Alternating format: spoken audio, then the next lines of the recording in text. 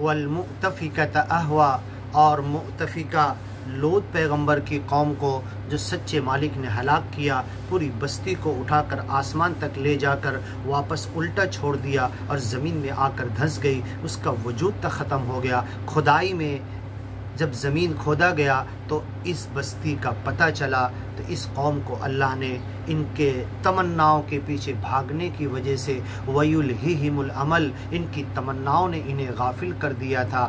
غرتکم الامانی، تمہاری تمناؤں نے تمہیں دھوکے میں ڈال دیا۔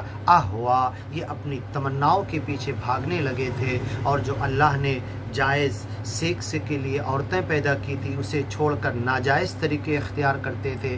فغشاها ما غشا، تو اس قوم کے اوپر بھی اللہ کا جو عذاب آیا پورا انہیں مکمل طور پر ڈھانک کر ہلاک کر دیا۔ فبأي آلاء ربك تتمارا، تو سچے مالک کی کن کن نشانیوں کو، کن کن آیتوں کو، عذاب والی قوموں کی ہسٹری کو، اتہاس کو تم کتنا جھٹلاؤ گے، کس سے اعراض کرو گے؟ یہ سب تمہارے لیے درس عبرت ہے، تمہارے ڈرنے کے لیے، تمہارے سیدھی راہ پر آنے کے لیے، گیان اور ایمان کی طرف آنے کے لیے۔ فہل من مدکر، کون ان باتوں سے ڈرتا ہے، نصیحت قبول کرتا ہے اور ان باتوں کو عبرت پکڑ کے سچے گیان کی طرف آتا ہے؟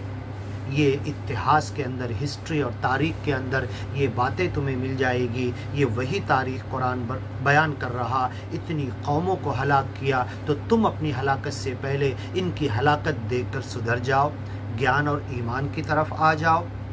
فبأي آلاء ربك تتمارا، اتنی ساری نشانیاں دنیا میں پھیلی ہوئی ہیں قوموں کے عذاب کی۔ لم یخلق مثلها فی البلاد، ایسی قومیں شہروں میں پیدا نہیں ہوئی۔ ینحتون من الجبال بیوتا، پہاڑوں کو کاٹ کاٹ کے گھر بناتے، قلعے بناتے۔ آج وہ ساری چیزیں تم اپنی آنکھوں سے دیکھتے ہو، لیکن اپنی ہلاکت سے نہیں بچتے اور گیان اور ایمان کی طرف کیوں نہیں آتے؟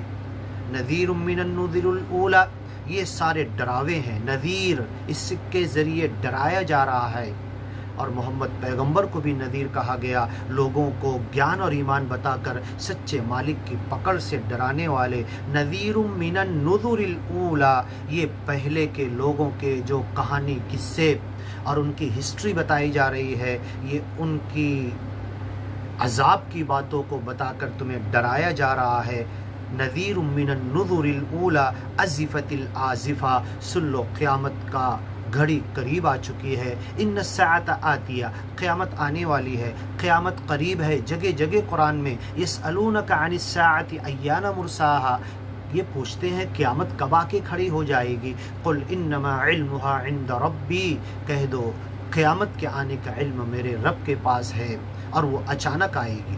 وما امر الساعۃ الا کلمح بالبصر، کلمح البصر، جیسے ایک آنکھ جھپکتی ہے کھل جاتی ہے، تو ویسے آنکھ بند ہو کر کھلنے کے جو ٹائم جاتا اس سے بھی کم میں اچانک بغتہ، اچانک قیامت آ کر کھڑی ہو جائے گی۔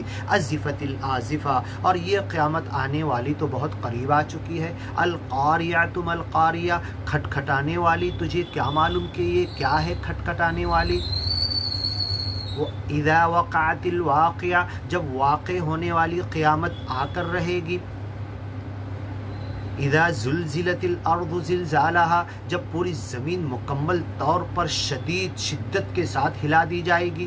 تھوڑا سا چھوٹا سا زمین کے ایک حصے میں زلزلہ آتا تو اتنی تباہی مچتی ہے، جب پوری زمین مکمل ہلا دی جائے گی تو انسانوں کا، بستیوں کا، گھر بار کا کیا حال ہوگا۔ ازفت الآزفہ، یہ قیامت بہت قریب آ چکی ہے۔ لیس لہا من دون اللہ کاشفہ، اس قیامت کو کوئی روکنے والا بھی نہیں ہے۔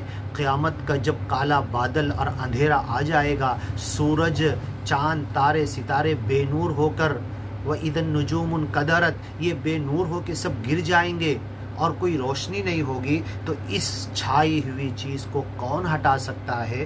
أَفَمِنْ هَذَا الْحَدِيثِ تَعْجَبُونَ، ان باتوں سے تم تعجب تو کر رہے ہو، حیرت تو کر رہے ہو، ایمان نہیں لاتے اس سچے گیان اور ایمان کی بات پر، اس مالک کی دنیا کے ڈراوے کی بات پر تم یقین نہیں رکھتے، تعجب کرتے ہو، حیرت کرتے ہو اور یہ سمجھتے ہو کہ یہ پریکٹیکلی نہیں ہونے والا ہے، قیامت نہیں آنے والی ہے، وَتَضْحَكُونَ ہنستے ہو، ہنسی مذاق کرتے ہو، اس گیان اور ایمان کی باتوں کو ہنسی میں اڑاتے ہو، وَلَا تَبْكُونَ روتے نہیں۔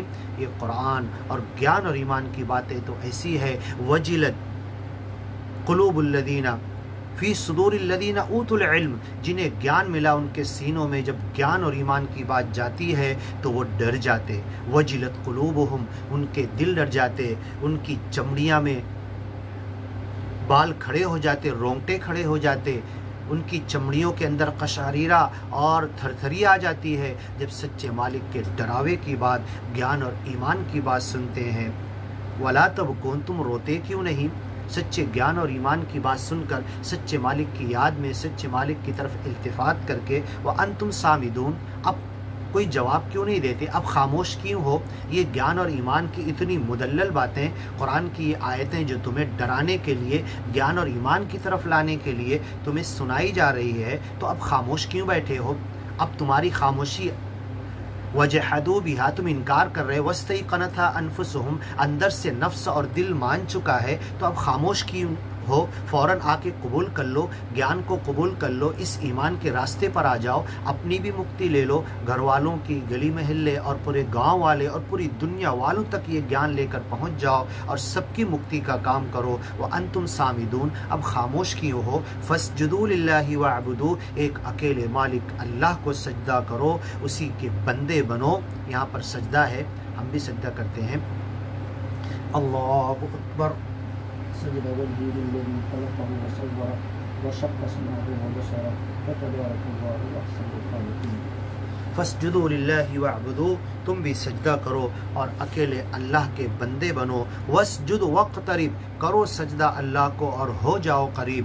اور حدیث کے اندر بھی ہے، اقرب ما یکون العبد فی السجود، سب سے زیادہ قریب بندہ اپنے رب سے ہوتا ہے تو سجدے میں ہوتا ہے۔ فَاسْجُدُوا لِلَّهِ، کرو سجدہ اللہ کو، وَاعْبُدُوا، اسی کے بندے بن کر مرے تک جیو۔ وَاسْجُدْ وَاقْتَرِب، کر سجدہ اور ہو قریب۔ اللہ ہمیں تیرے نام سے، تیرے نام اسمرن سے، تیرے ذکر سے، تیری نماز، تیری یاد قائم کرنے سے اللہ ہمیں تو قریب کر دے۔ وَاسْجُدْ وَاقْتَرِب، کر سجدہ اور ہو قریب۔